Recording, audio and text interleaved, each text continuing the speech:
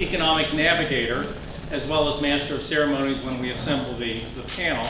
I have to say I'm getting over some kind of stuff that's been going around, so I may have to cough occasionally if it gets too bad. I'm fortunate to have my wife Mary here. Mary will take over then. Now, her economic outlook will probably be different than mine. She's a fine arts person, a decorator, designer. Don't know what Mary will say, but it'll be good, whatever it is. The economy, I just have to say, the economy's been on a very good roll. If we look at national numbers, you've heard this number bandied around, 4% GDP growth. That's very good. It looks like it might actually be faster in the third quarter. We have unemployment rates that are record lows for many segments of the population. Business optimism is high. Consumer optimism is high.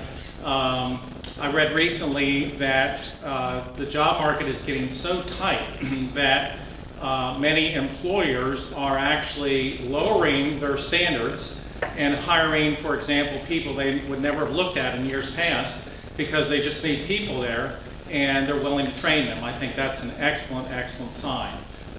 Just to follow up with a statistic, in the last year, the unemployment rate among high school dropouts has fallen 10 times faster than the unemployment rate among college graduates. So we are in a booming economy. Now there are issues out there.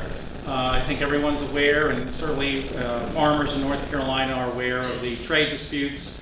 We had some good news yesterday about probably a resolution of those with Mexico. I think Canada will get on board. So maybe we'll see some resolution of these trade disputes by the end of the year, and hopefully those trade deals will be even better for the country.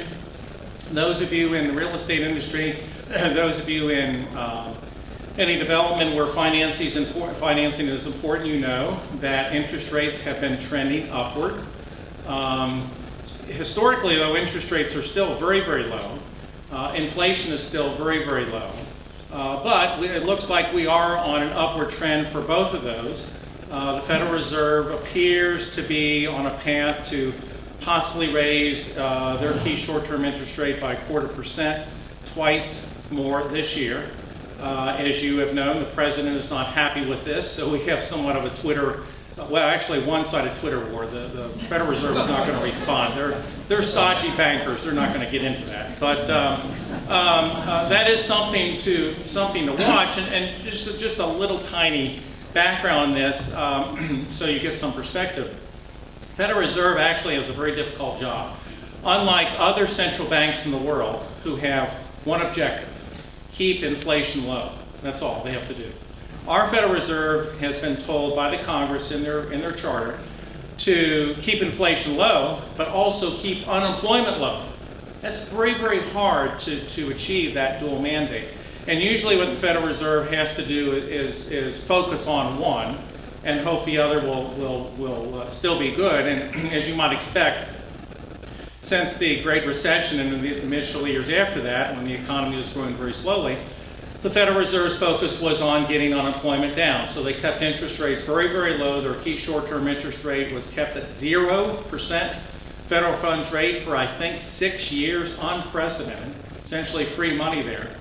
However, as the economy has begun to improve the last 2.5 years, unemployment rates have gone down, job numbers have gone up, and we're beginning to see a little bubbling up of the inflation rate. Inflation now, on an annual basis, is closer to 3%. It was running around 2% just last year, and prior to that, it was around 0 to 1%. So the inflation rate has bubbled up, and the Federal Reserve has shifted its focus slightly to now worrying about inflation. And the way they try to handle inflation is to keep the economy growing, but make sure it doesn't grow so fast that the lid comes off the pot. And that's a very, very difficult job for them to do, but it looks like they now are in that trend of slight increases in interest rates. Now, turning my focus closer to home, North Carolina numbers, state numbers, all look great. I just put out my biannual economic outlook for the state. You can go on my website at NC State to get a free copy of that. One of the things I noticed is if we continue the pace of job growth for the rest of the year that we had in the first half of the year in North Carolina, we are going to have the fastest job growth in our state than we've had in 25 years. And very importantly, you hear this term, the economic divide, the rural-urban economic divide. In the first 6 months of this year, the second fastest job growth rate in the state was in rural counties. Fastest was actually in this area, the Durham-Chapel Hill metro area. Charlotte actually came two-thirds of the way down, was two-thirds of the way down the list. So, and we're also beginning to see middle-income jobs, particularly in manufacturing, construction, transportation come back. So a lot of good things happen when the economy is growing, and we're seeing those in North Carolina. And then lastly, to focus right here, Chatham County, the Greater Triangle region, I mean, what can you say? When I talk to people that I associate with around the country, usually academics, but some in the business world, they just marvel at this region. They want to know, what's our secret? Why are we so attractive? Why does every business want to be here? And I think fundamentally it started with our institutions of higher education. Our great universities, our great colleges, our great community colleges. We're well known in North Carolina for having great community colleges.